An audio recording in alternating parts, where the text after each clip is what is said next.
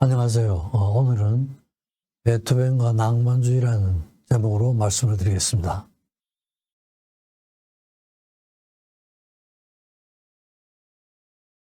네, 대개 이런 순서로 말씀드리겠습니다. 서론 부분이 있고, 또 베토벤과 낭만주의, 낭만주의 중에서 특히 이제 피아노 음악과 성악곡, 그 다음에 시와 음악, 교향곡, 이런 부분에 있어서 어떻게 영향을 미쳤는가에 대해서 말씀드리고, 세 번째는 바그너, 베토벤에 대해서 간단하게 말씀드리겠습니다. 많은 사람들이 영향을 받았지만 특히 아주 영향을 많이 받은 작곡가가 바그너였습니다. 그래서 바그너와 베토벤 부분은 따로 좀 요약해서 말씀드리고요. 그 다음에 요약 및 결론을 말씀드리겠습니다. 서론 부분입니다. 음악의 역사인데요. 음악의 역사는 물론 이전에 르네상스, 그전, 중세시대, 아니면 인류가 처음, 탄생하면서부터 같이 있어 왔다고 할 수가 있지만, 우리가 이제 흔히 접하는 음악은 되게 바로크 시대라고 할 수가 있을 것 같습니다. 그래서 바로크 고전, 베토벤, 낭만주의, 인상주의, 표현주의, 식물주의, 이렇게 되어 있는데, 되게 이제 베토벤을 제가 따로 저렇게 독립을 시킨 게 시대적으로는 고전주의에 속하죠. 그죠? 그리고 낭만주의하고 걸쳐서 살았던 사람입니다. 그런데 이제 음악적인 특성으로 봐서는 베토벤 이전의 음악이 베토벤에 의해서 총집대성이 되고, 또 베토벤 이후에 모든 음악의 뿌리를 이룬다는 이런 점에서 저는 베토벤주의를 따로 독립을 시켰습니다. 베토벤 자신이 한 시대를 이룬다, 이런 관점에서 말씀을 드립니다. 그렇게 하고 그 낭만주의, 그 이후에 그런 음악에 영향을 미쳤다, 이런 겁니다. 조금 세부적으로 보면 고전주의 그러면 거기는 이제 하이든, 모차르트, 베토벤도 보통은 고전주의에 포함을 시키죠, 그죠?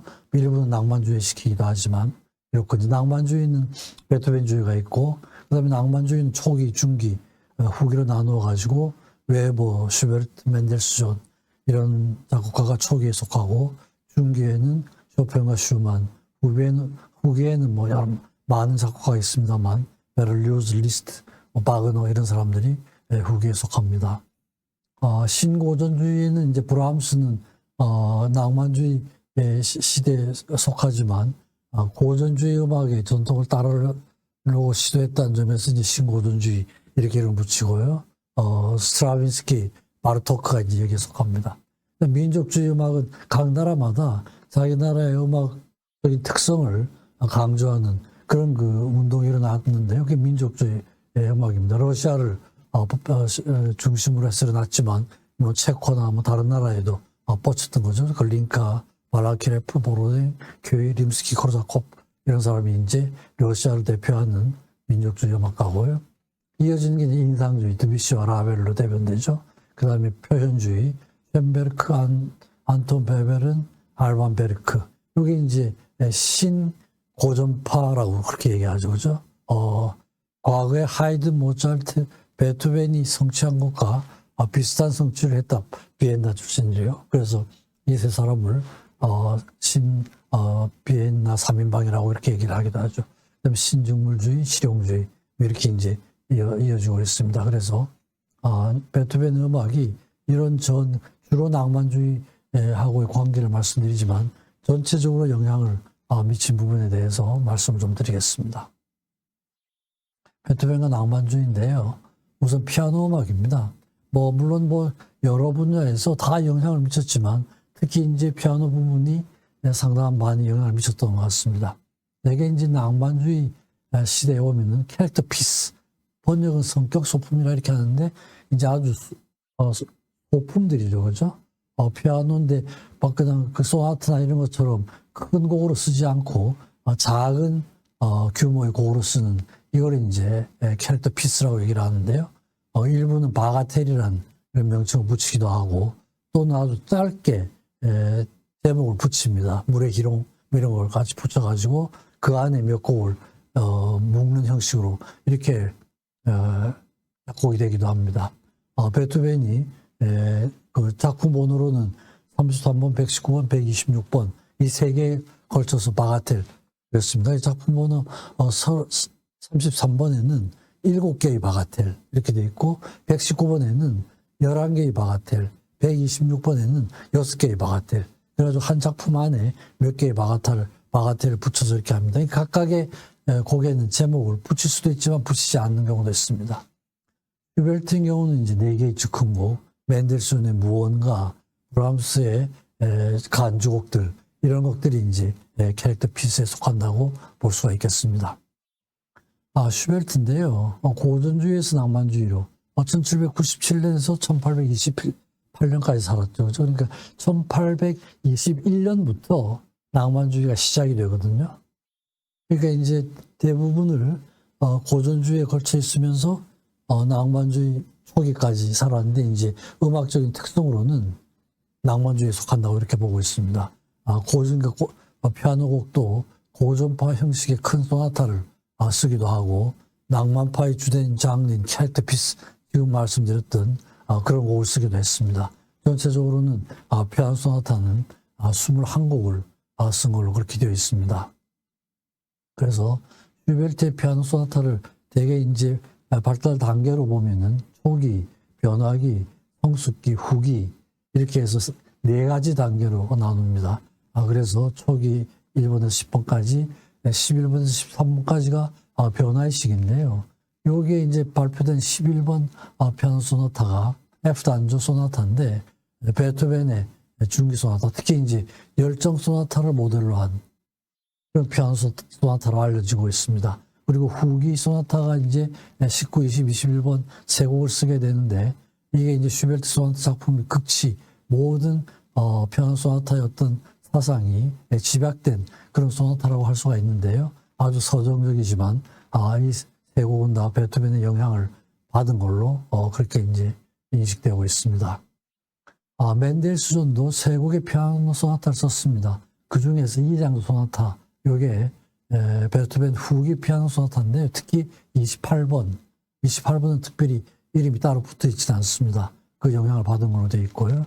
또 F 단조의 판타지아라는 곡을 썼는데 이게 이제 일명 스코틀랜드 소나타라고도 불리는데요. 요건 이제 베토벤 14번 피아노 소나타죠. 그렇죠? 그 유명한 월강 소나타에 아주 강한 영향을 받는 걸로 되어 있습니다. 그래서 베토벤이 13번과 14번을 환상곡풍의 소나타 이런 이름으로 붙였거든요. 그래서 아마 그런 영향을 좀 받은 것 같습니다. 슈만도 여러 가지 이제 캐릭터 피스를 많이 22세트, 그 중에서 이제 클라라 비크 주제에 의한 즉흥곡. 클라라 비크는 슈만의 스승이었습니다. 스승 비크의 딸이죠. 부인이었죠. 그죠? 나중에 이제 부인이 되죠. 클라라 비크의 주제에 의한 즉흥곡 이런 걸 썼는데 요게 이제 베토벤의 영웅 주제에 의한 변주곡, 영웅 교향곡을 쓰고 그 주제를 피아노 곡으로 변주곡으로도 바꾼 게 있습니다. 그게 이제 영웅 주제에 의한 변주곡인데 그의 영향을 상당히 많이 받은 걸로 되어 있고요. 그다음 슈만 피아노 소나타가 완성된 피아노 소나타가 3곡이 있는데 다 이제 내악장으로 된 큰 작품들입니다. 전체적으로 베토벤과 슈베르트의 영향을 받은 걸로 되어 있는데 슈만의 이 피아노 소나타는 베토벤보다는 슈베르트의 영향을 많이 받은 것으로 그렇게 이야기가 되고 있습니다. 그 다음에 1837년이면은 베토벤이 사망한 후 10년이 된 해죠. 1827년에 사망을 했으니까요.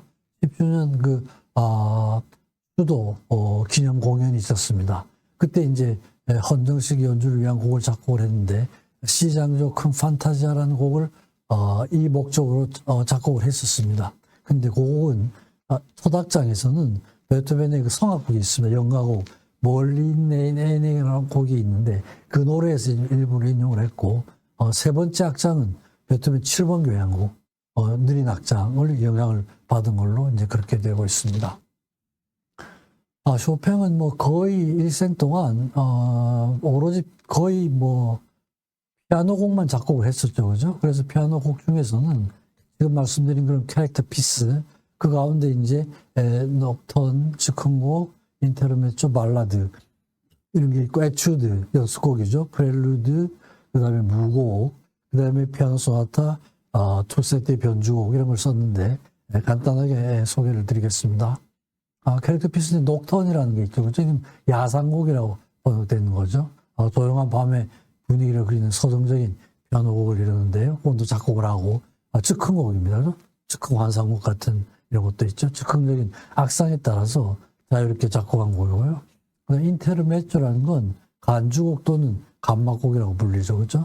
오페라 세리아, 막간에 상연된 아주 익살스러운 오페라가 있는데, 나중에 이게 이제 독립해서 오페라 부파로 발전을 하게 됩니다. 낭만주의 시대에 아주 작은 형식의 기악곡이라고 할 수가 있을까요?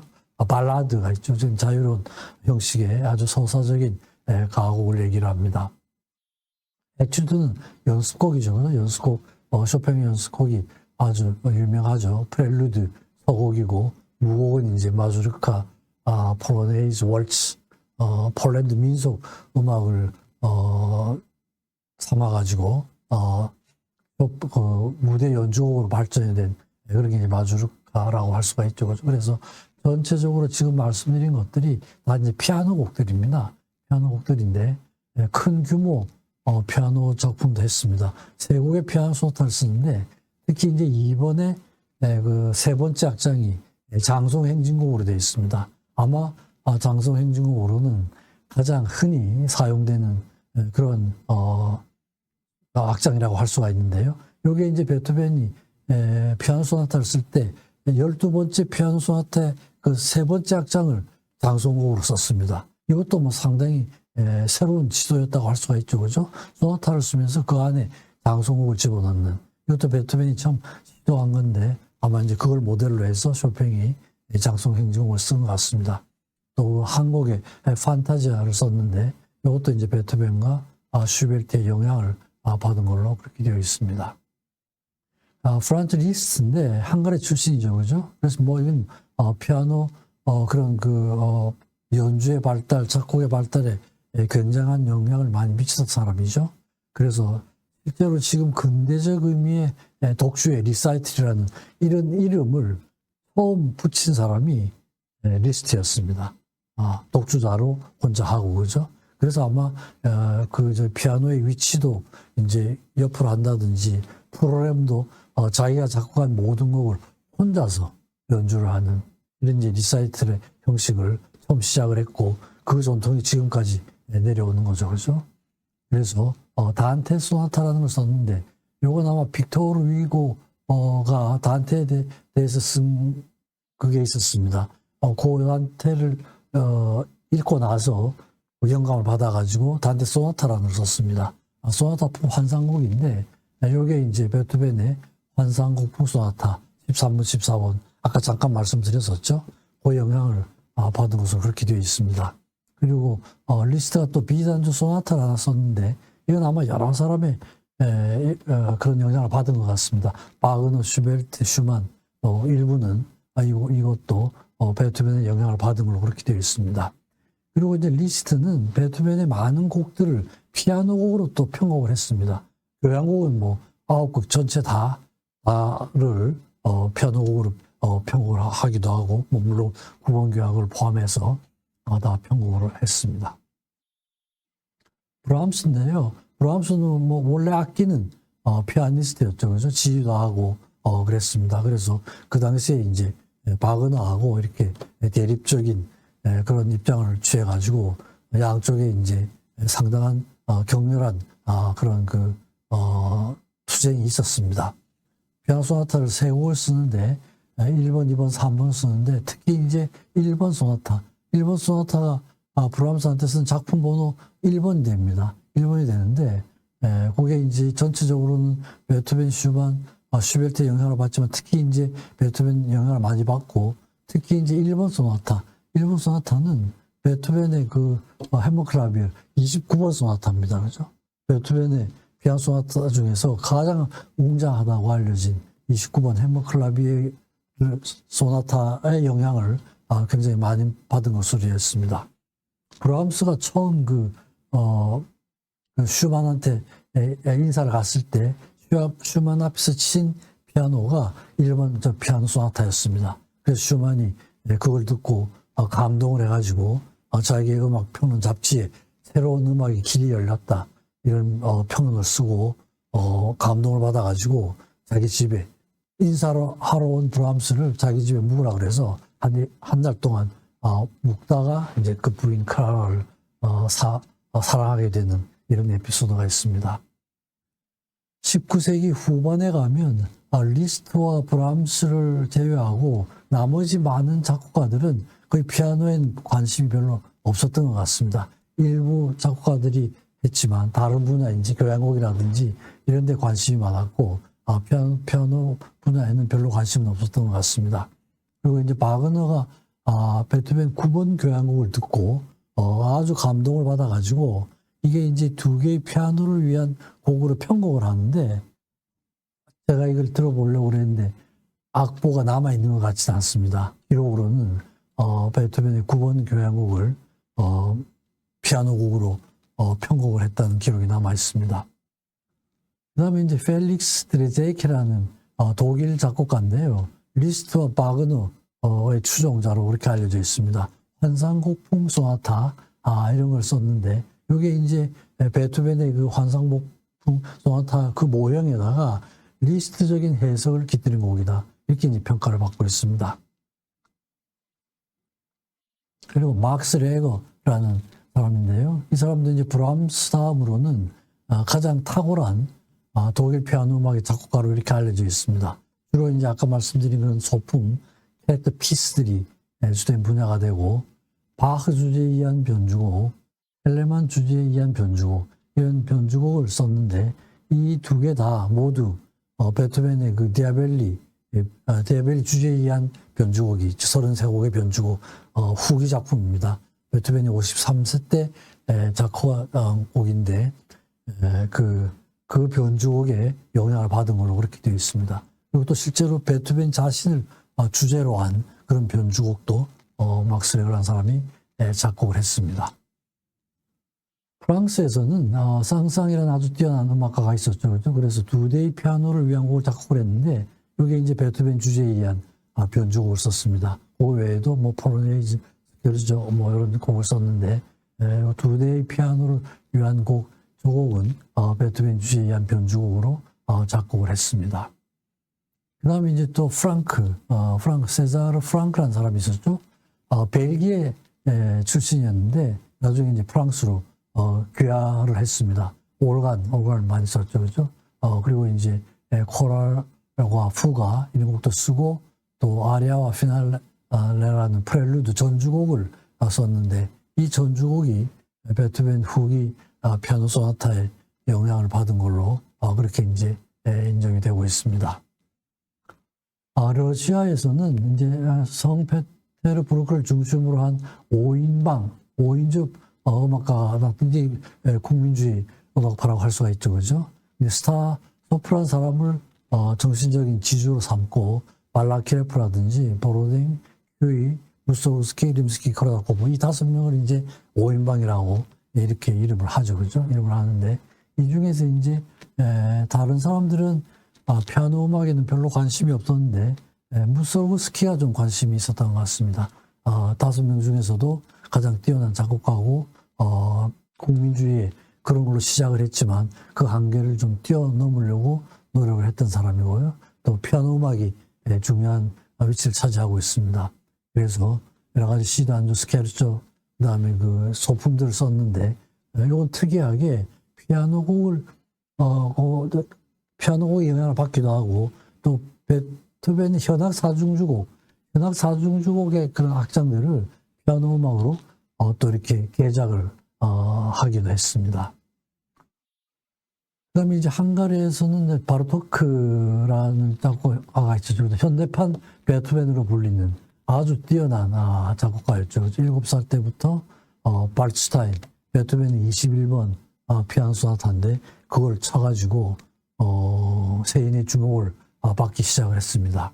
그리고 실제로 피아노 협주곡 제2번의 두 번째 악장, 이건 이제 베토벤의 현악 사중주곡에 영향을 많이 받은 걸로 되어 있습니다. 그래서 베토벤이 작곡한 게 피아노 그로 하지만 피아노 소나타의 피아노 곡에 영향을 받은 것도 있고 다른 분야죠, 그죠? 교향곡이라든지 현악사중곡인데 이런 것들에 또 영감을 얻어서 피아노 곡으로 작곡을 하기도 하고 이제 그렇게 했습니다.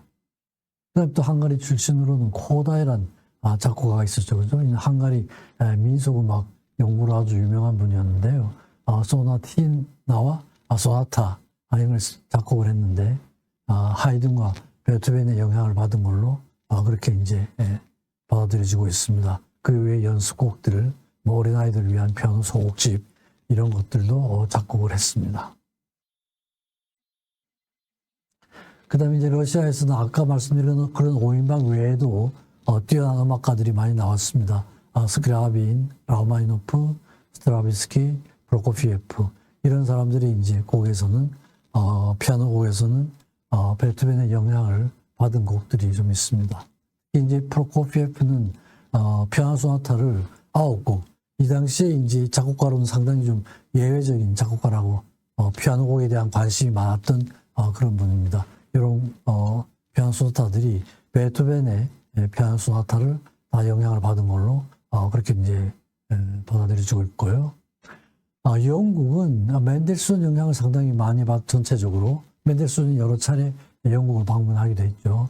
그래서 맥켄지, 아일랜드, 브리튼 뭐 이런 작곡가들이 많이 있었는데 이런 작곡가들 중에서 특히 이제 티페트 경이 피아노 음악에 관심을 많이 가졌던, 다른 사람들은 피아노 음악에는 별로 관심이 없었던 것 같습니다. 그래서 4개의 소나타를 썼는데 하이든, 모차르트, 베토벤, 그 비엔나 고전주의 작곡가들의 영향을 많이 받은 걸로 그렇게 받아들여지고 있습니다. 미국에는 찰스 아이브스라는 사람이 있었는데 이 사람이 이제 두 번째 피아노 소나타죠. 1번 첫 번째 소나타는 종교적인 악장과 세속적인 악장이 통합이 되는 통합적인 이런 곡을 썼고, 두 번째 곡이 마사추세츠주 콩코드라는 이런 이름이 붙어 있는데 이게 이제 피아노 곡을 썼는데 베토벤 5번 교향곡 그 유명한 악장이 있죠. 다다다단 하는 이걸 이제 동기를 삼아가지고 피아노 소나타를 작곡한 이런 기록이 있습니다. 그래서 지금 말씀드린 내용이 되게 이제 그 피아노, 베토벤이 이제 피아노 곡으로는 많이 썼죠, 그죠? 피아노 소나타도 쓰고, 소품들도 쓰고, 바가텔도 쓰고, 또 여러 가지 변주곡도 많이 쓰고 이랬는데, 그런 여러 가지 형식의 베토벤 피아노 곡들이 그 후, 주로 이제 낭만주의 시대의 그런 그 작곡가들에게 많은 영향을 미친 걸로 이렇게 볼 수가 있습니다. 두 번째는 성악곡인데요. 성악곡은 우선 베토벤이 워낙 기악곡에 있어서 엄청난 그런 그 개혁을 많이 하고 엄청난 업적을 남겼기 때문에 성악곡이 조금은 소홀히 되는 경향이 있습니다만 꼭 그렇지도 않습니다. 실제로 작품 번호가 붙어있지 않는 곡까지 하면은 200곡이 넘어요, 성악곡도. 그 중에서 이제 저 멀리는 내게 안디 페르네 겔리비테라는 이거는 이제 자이틸레스라는 시인이자 의사입니다. 그 시에다가 붙인 성악곡인데요. 6개의 시로 되어 있습니다. 6개의 시가 이어져서 작곡된 거죠. 연가곡이라고 그러죠. 그죠? 이어져 있다 이래가지고. 그래서 이제 우리가 흔히 연가곡 그러면은 당장 연상되는 사람은 슈베르트죠. 그죠? 슈베르트 겨울 나그네. 그 다음에 아름다운 물방앗간 처녀, 그 다음에 백조의 노래. 이런 것들이고 있는데 이 곡의 형식을 처음 고안해낸 사람은 베토벤이었어요. 그죠? 이전에는 연가곡이라는 형식은 없었죠. 그죠? 근데 그게 이제 슈베르트로 이어지고 슈만의 아주 낭만적인 여인의 사랑과 생애, 시인의 사랑 이런 걸로 이어지고 마할러의 아주 철학적인 연가곡, 방랑하는 젊은이의 노래, 죽은 자식을 그린 노래 이런 식으로 해서 그 후에 발달 단계를 갖게 됩니다. 그래서 이 연가곡이란 형식을 처음 고안해내고 그게 이제 후배 작곡가들에 의해서 이제 발전을 하게 되는 이런 과정이 있습니다. 그다음에 이제 오페라, 베토벤이 이제 오페라는 딱 한 곡을 쓰죠. 피델리오죠. 그죠? 피델리오 썼는데, 이게 이제, 그 후에, 특히 이제 바그너가 실제로 좀 들어보면 좀 다른 경향인 것 같은데, 바그너 자신의 자서전을 보면 항상 저런 글이 나와요. 자기가 그 많은 오페라를 쓰고 그랬는데, 그 오페라를 쓸 때 항상 마음속에는 베토벤의 피델리오가 자리를 잡고 있었다. 이런 기록이 많이 나옵니다. 그러니까 이제 오페라의 작곡에도 상당한 영향을 미쳤던 것 같습니다. 그 다음에 세 번째는 시와 음악인데, 이게 문학과 음악 이런 거죠. 그죠? 그래서 이제 이런 것도, 물론 그 이전에도 뭐 성경을 바탕으로 한 이런 곡들은 있었고 이러지만, 문학과 음악을 세계적으로 접목을 한 사람은, 통합을 한 사람은 베토벤이었던 것 같습니다. 그리고 이제 그 경향이 낭만주의로 이어져가지고, 낭만주의에 가면 뭐 정말 음악과 시와 문학이 서로 구별이 되지 않을 정도로, 그죠? 동일화가 되는 이런 식으로 발전하게 되죠, 그죠? 그래서 괴테의 시를 베토벤이 괴테를 상당히 존경을 했었죠. 실제로 만나기도 하고 그랬습니다. 그래서 괴테가 쓰고 나면 그 시를 바탕으로 해서 칸타타, 조용한 바다와 즐거운 항해 이런 것도 쓰고, 괴테에 의한 3개의 노래 이것도 쓰고, 6개의 노래, 그리움 이런 것들이 이제 괴테의 시에서 영감을 받아가지고 작곡한 곡들입니다. 또 이제 괴테뿐 아니라 겔레르트라는 사람의 시에 의해서도 6개의 노래를 작곡을 했습니다. 그래서 시에서 영감을 얻어서 음악으로 만든다 이런 거였습니다. 또 마티슨이라는 사람의 시를 가지고 아델라이데, 굉장히 유명한 가곡이죠, 그죠? 보온과 또 이 두 곡은 작품본은 붙어 있지 않습니다만, 이런 곡들도 이 마티슨이라는 사람의 시에서 영감을 얻은 그런 성악곡들입니다. 그래서 이런 경향이 이제 슈베르트로 이어지죠. 그래서 슈베르트 자신이 괴테의 시를 가지고 마왕, 들장미 이런 걸 하죠, 그죠? 그래서 실제로 슈베르트는 괴테의 시를 가지고 이제 이 작품이 슈베르트로서는 작품본은 1번입니다. 이걸 이제 괴테에게 보냅니다. 괴테에게 보내는데, 괴테는 그 당시에 하도 많은 사람들이 헌정을 하고 이랬기 때문에 헌정심사위원회라는 게 있었습니다. 그래가지고 누가 헌정을 하면 헌정을 받을 것인지 받지 않을 것인지를 그 심사하는 그게 있었어요. 근데 이제 이건 통과가 되지 못하고 즉시 슈베르트에게 다시 되돌아옵니다. 나중에 이제 가치를 알게 되지만, 처음에는 그때는 뭐 거의 슈베르트는 무명이었으니까요. 들장미 같은 거 작곡을 했죠. 그 다음에 뮬러라는 사람의 시에 의해서 아까 말씀드렸던 그 연가곡들이 겨울 나그네, 아름다운 물방간 처녀 이런 곡들이 뮬러의 시를 가지고 연가곡을 작곡을 했죠. 그 다음에 이제 백제의 노래는 요건 이제 슈베르트가 연가곡으로 작곡하겠다고 한 건 아닙니다. 사망하고 나서 남아있는 노래들을 같이 모은 겁니다. 그래서 하이네, 레스타, 부자들의 시, 여러 사람의 시가 있고, 그 다음에 슈베르트의 시를 그걸로 해서 송어라는 걸 작곡을 했죠, 그죠? 프란츠 쇼보라는 사람의 시에 음악에 붙여 이런 곡들이죠. 그래서 시와 이제 음악이 연결이 되는 이런 전통을 이어받게 됩니다. 슈만으로 가면 뭐 더 이제 꽃을 피우게 되죠, 그죠? 리더 크라이스라는 건 하이네 시 가지고 작곡을 했고, 미리테의 꽃이라는 건 괴테, 바이런, 하이네 이제 여러 사람의 시가 이제 같이 섞여 있는 이런 이제 곡입니다. 여인의 사랑과 생애, 샤미소라는 사람이 시고요. 시인의 사랑, 이것도 역시 하이네의 시를 가지고 이제 시와, 실제로 이제 슈만은 문학에도 상당히 관심이 많았습니다. 아버지도 상당히 문학에 관심이 많았고요. 그래서 이제 어려서부터 문학과 음악을 같이 이제 공부할 수 있는 이제 그런 환경에서 자랐고, 나중에 이제 그게 이제 음악으로 이렇게 이제 표현이 됩니다.